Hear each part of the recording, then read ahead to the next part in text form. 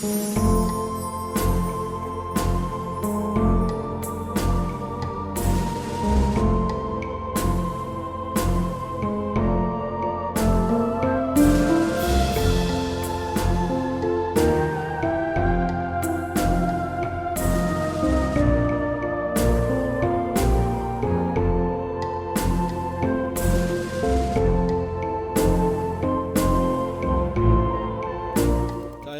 Samoa, ala whai mai whangunga le lei, ia whamanuina le suafa o le ali. Se o tātou Tapuaiga i le atua. Ia whawhetaia le suafa o le ali, e a mata mai nei lava ai a o le whawavau. Ia vi ia le suafa o le ali, e a fua mai le mea e alua e aile la, e o atu le mea e ngoto ai. O le te talo mo le nganga pa ia, tātou wifo ma te talo i le atua. Le atua sili sili e se, le tolu tasi pa ia, le atua le tamā, le atua le alo, ma le atua le nganga sā. Wala whai mailo wa tunu i whangunga le lei, o mātou o mai e ose le vi inga ma le whawhtai lau a fio. Le tau amataina o whi au mga luenga o le nei aso fau. O mātou puluna na wina lau a fio, e tau to aluaina le nei Tapuaiga. Mātou te whai ai mea uma, i le whaasilisilina o lau vi inga. O mātou te talo, e ala le suafo Iesu Keriso lo mātou ali i ma le whaola. Amen. O le whaitawina o le tusi paia, o le tusi wa whirwhilia mo le nei Taeao, o mai lea li whengainga tuai, o le tusi al perfeta o Isaia, a o lona mata aupu e lima, o le a tātou whaitau whaatasi mai li whaiupu mua mua, e whaangata mai li whaiupu e tolu.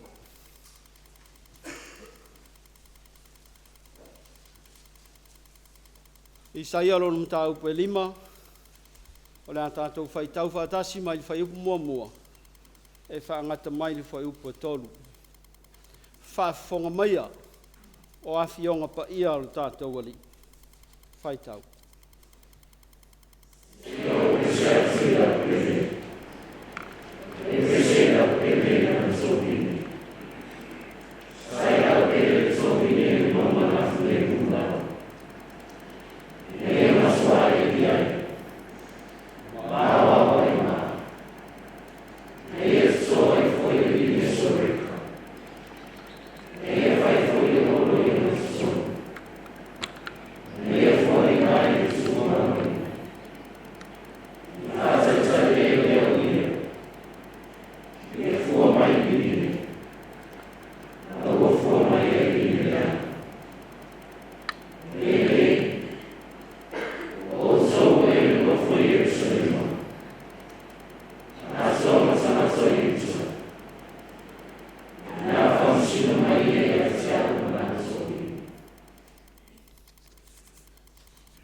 Ia, whamanuia mai le tua le tātou whaitau ma whaalongolongo ia nā whionga pa ia.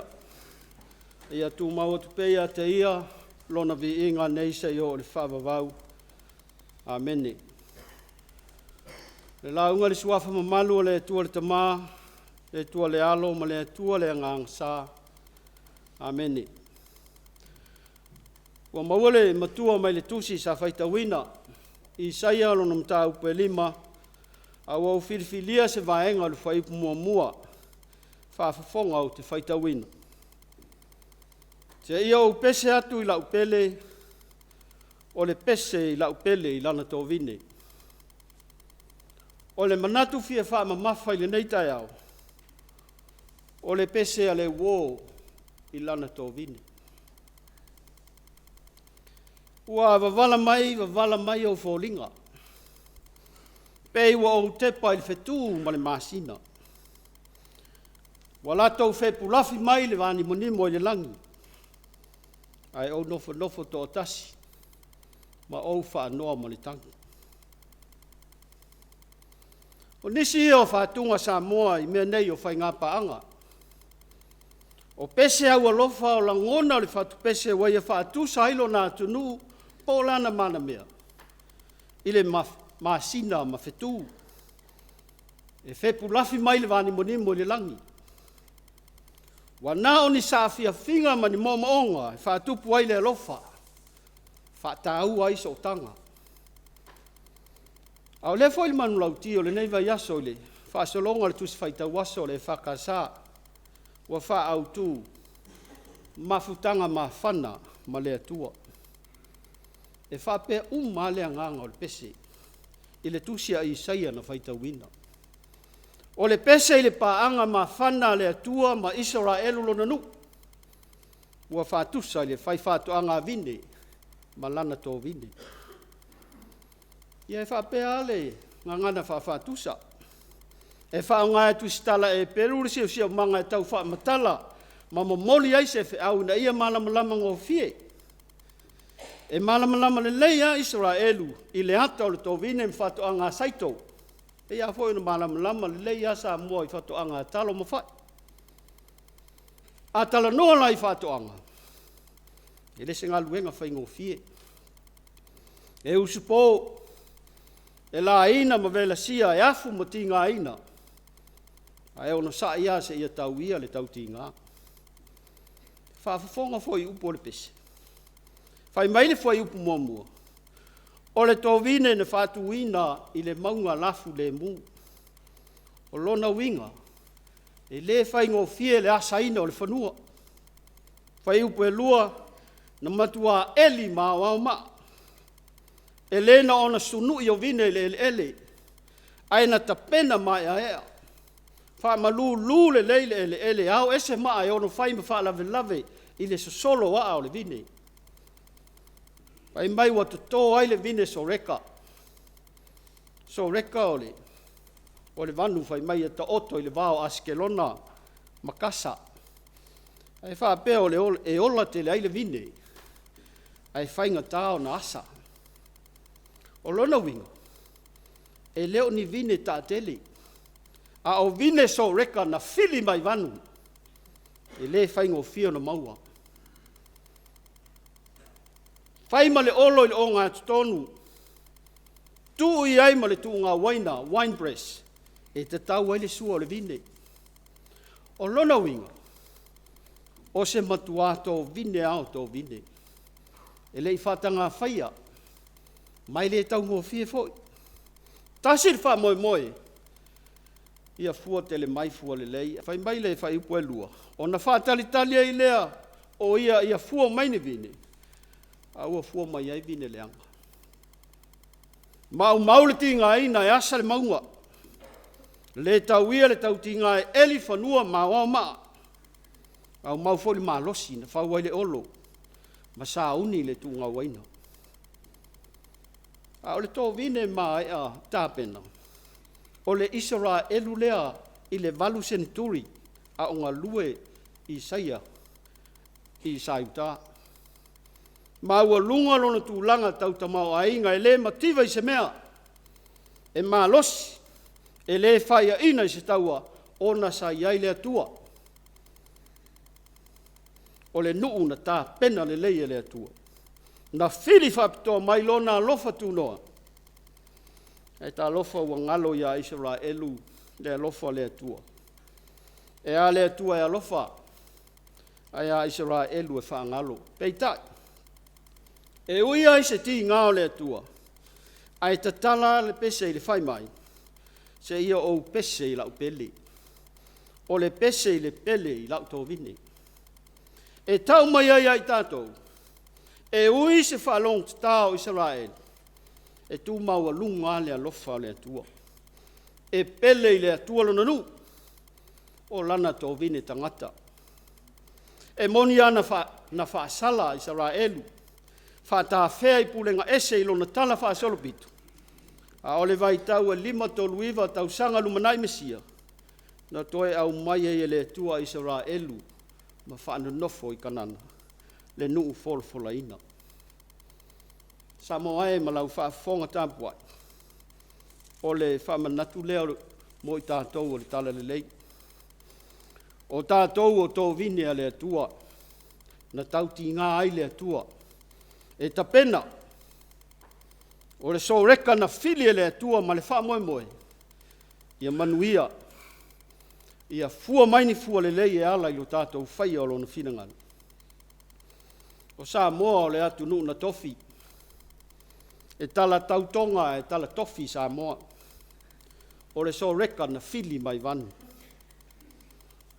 A le vai vainga masani a lea whale tangata, na maua Israel, lea fo ia maua i tātou, e whaingo fio na ngalo, maua ula futi futi, ai urutua nai tā isi, maua nei ngalo ana nafi.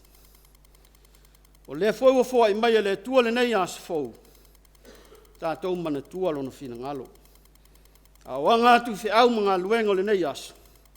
O whea lava o e ngā lue ai, tau tua a inga manu, Businessing Company, o le ka le sia whapenga luenga le malo, i Samonei mā tunu e mamau, o i nā, wata tō ina ai tātou e le atua.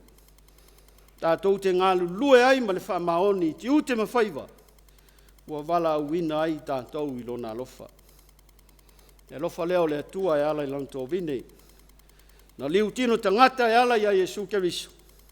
Na se saa mailo na soifua atoa, ma liu matoe tu, o le whaolatanga i lena o Israel, au a fiai o e mau, ma le lalolangi atoa. Ia manu ia tele lava singo le nei aso, ona o Yesu. Amen. Tātou pese i le ve inga e valus fulmalitasi. Valus fulmalitasi ve inga le tua, tātou te pese ai.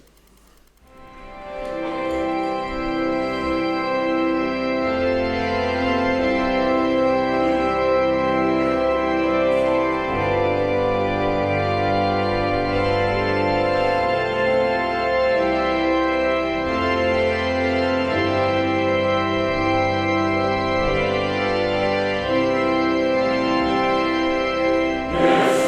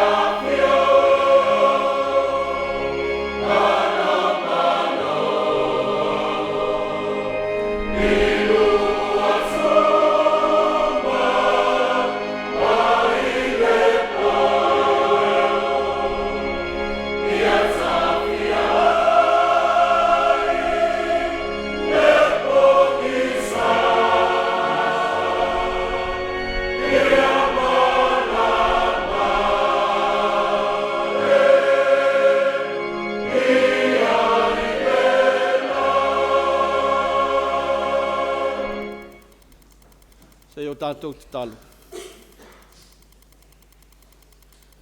Le tua mamanae, le tua o le langi ma le lalolangi, le tua o lanu mangangana, o le ua whai ma whaavai o Samoa. O mātou ala whai mai le nei Taeao whau, mana tua loa lofa. Wa e whaapopo mai ai le nei aso i lo mātou wola. Ai le ngata i lea, o awa noa tā ua e whaawa o pea au nanga mō lau whiu. I so se tofi, wa e to tofi ai lo lātou so i fua mo lo mātou wola. Mātou whaaftai au mea lofa fo ai fua o le ola ma le mālosi. Lau tau singa i le tāwhatolu o lo mātou wola, i le tino o le mawhauwhau ma le nganga. O mea ai mawai inu mo mātou tino, o tā leni ma ngawaa, o le poto ma le iloa ma le malamalama mo mātou mawhauwhau. Ai a ua fionga pa ia, e le ngata o le sulu ma le malamalama. Au au ngafo ia o ao, e whaapoto ai mātou i lau ami tonu. Mātou vi ia lau fio le li ia le nei aso, tua na iatu le aso ala nafi na malolo ai le to tele o si mātou atunu. O lea ua sauni mātou e uswai ngā luenga e masani ai. O mātou o mai se whaafo i lava le vi inga ma le whaamanui lau fio. A walo ua lofa ma lo wanga le lei a te i mātou. Whaaftai mo Samoa, lo mātou tofi. Whaaftai ona taitai, whaale anga nuu, whaale malo, mo whaale kālesia, o ona ati nae, o ona lau whanua ma lo nangatai whale lo mātou tua iai. Mātou vi ia ma whaafetaia lo ua lofa ma lo wanga le lei a te i mātou. Lo whaatau ma mauina le li ie o whaalawe lave whaale nātula. A ua saolawa mauli le sā, a o lea ua lama whai un malanga i le nei fo i tausanga. A fo i le vi inga ma le whaafetai mea uma wa e whaia mo i mātou le li ie. Sili lava le mātou whaafetai le li ie. Tau langa tō ngiola na saunia e la ua fio e ala ia Jesu Keriso. O lona soifua, o lona maliu, ma lona to e tū manu malo. Whai lea ma whaola tanga mo i mātou ma le lalolangi uma. Tū mau lau a fio le vi inga, nei se i o le whaavavau. Ne tua mi o tonu, a lofangia ma whaamangalo Samoa. Whaamangalo ona taitai, se i ona tangata lau tele. Tau tino lava le li ie tele lo mātou le whaamaoni, whaiwa matiute, wa e vala uina ai mātou taito tasi. Pangalo wa lofa o tele, a lo mātou whaangalo ina, se whaafetai, e a watu i lau fio le amatanga o le aso, mai se whaafetai le whai unga o le aso ma le aso. Mātou te talo i a lofa, whaamangalo mai lo mātou nā tula, mātou te fia le solo le lei, ai whaingo fio na ngalo ai mātou lau fio. Ne tuai, o mātou te talo, a vele toto Jesu Keriso lo mātou ali, o lo mātou whaola, e ui ngalo ai o mātou se ma whaale tonu malawa. A wa o mai pea lau fio, ina i o mātou loa le winga moni, o le sala mō whaamaoni lau fio. Le atua whaafonga te tāloe, o lau fio e malia ai o mātou manao i merelei. Se e alofa ma whaamanuia lo mātou atunu. Mai lava i le ao ma malu o le malo ma le masiofu, o le sui ao ma le masiofu, o le tamaitai pāle mia o le pāle mene ato, le ofisa o whamasinonga, o pisinisi, tō maoti o company, se i o lava i tangata lau tele. Mātou te talo e whamanuia i whaiva matiu te o whengai mo i lātou. Mātou talo i ati nae o saunia le malo mo le manuia o tangata lau tele. Ni e anga le lei ma tauto lua, whaiva e manuia ai. Mātou te manutua ngā luenga whaauau, ngā luenga la veai ma ngā luenga fisosoani o lo whengai pēa male, ta ngā luenga o soifua maloloina. Matanga luenga o leo. O eolo o ngā lulua I le pō maleao. A wale leo ina. Ai maise o le malu puia. Ma le tongo fitia. O nai o mātou tangata. Ma le tua I lātou le toese. Maise ta māma tina mātutua I māpu I whangalele. O no fuanga o sulu whai ai whanau. Mātou te mana tua I lātou uma I talo. Se e anga le li I. Whamanuia Samoa I ona lau whanua. Malona ngata I whale I whata mau a inga ina e lau whio.